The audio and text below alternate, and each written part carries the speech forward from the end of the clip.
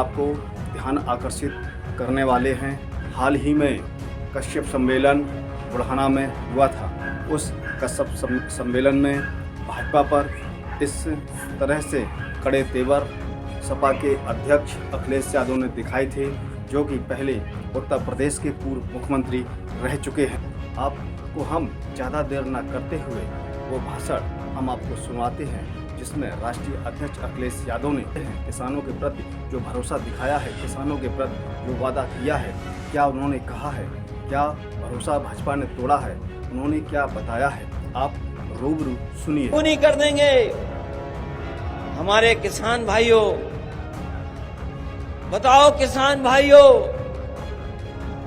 आप तो चौधरी चरण सिंह जी को मानने वाले लोग, आपने हमेशा चौधरी चरण सिंह जी के साथ खड़े होकर के किसानों की लड़ाई लड़ी।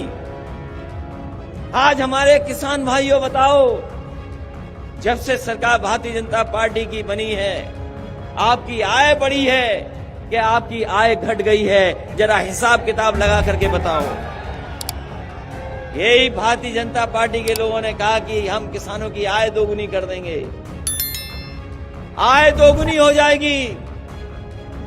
किसान भाइयों बताओ, आय कहां दोगुनी हो गई आपकी? आय दोगुनी नहीं हुई, महंगाई बढ़ गई। महंगाई कहां पहुंच गई? महंगाई हमारे लोग, ये बुजुर्ग साथी हैं, नौजवान हैं, इन नौजवानों को याद होगा कि बताओ 2014-17 में डीजल पेट्रोल की कीमत क्या थी। आप मुड़ करके देखो, मुड़ करके देखो, आप पीछे का हिसाब किताब लगाओ। डीजल पेट्रोल की कीमत क्या थी? क्या कीमत थी उस समय डीजल पेट्रोल की, जिस समय किसानों की आय दोगुनी का वादा किया था? और आज बताओ 100 के पार चला गया पेट्रोल के, क्या नहीं चला गया?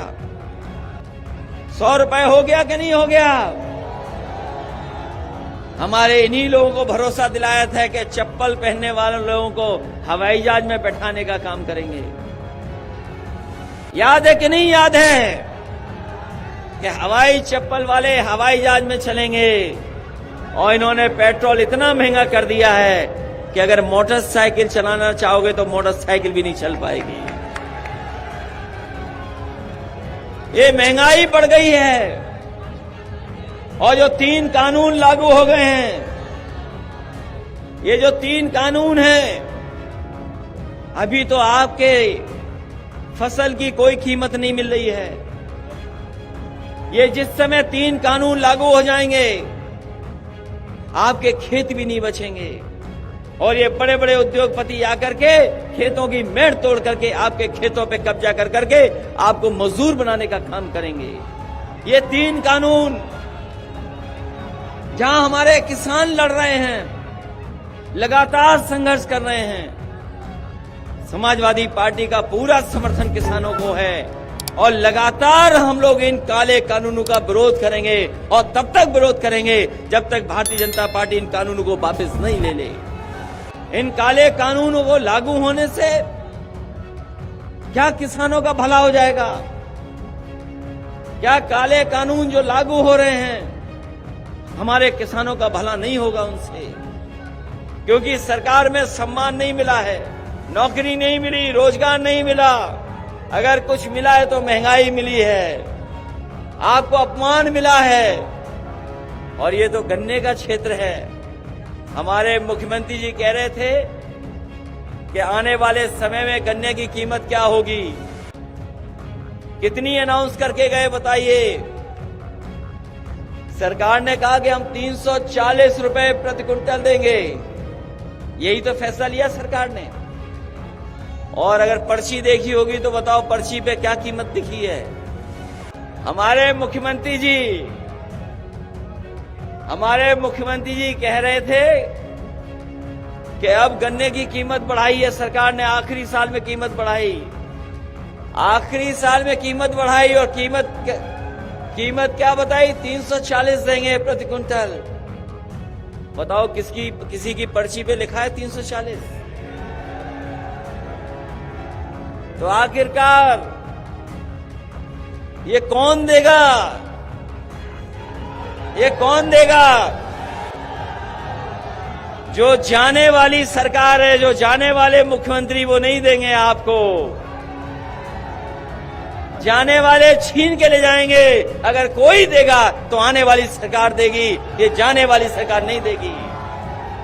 और ठीक कहा हमारे साथियों ने, खाद कहां है? खाद कहां है? खाद कहां मिल रही है? डीएपी कहां मिल रही है? कीटनाशक दवाई महंगी हो गई, सब कुछ महंगा कर दिया। सरकार खाद नहीं दे पा रही है, डीएपी नहीं दे पा रही है, बीज महंगे हो गए, हर चीज महंगी है, खाने पीने की सामान महंगे कर दिए। बताओ खाने पीने का सामान महंगा हो गया कि नहीं हो गया?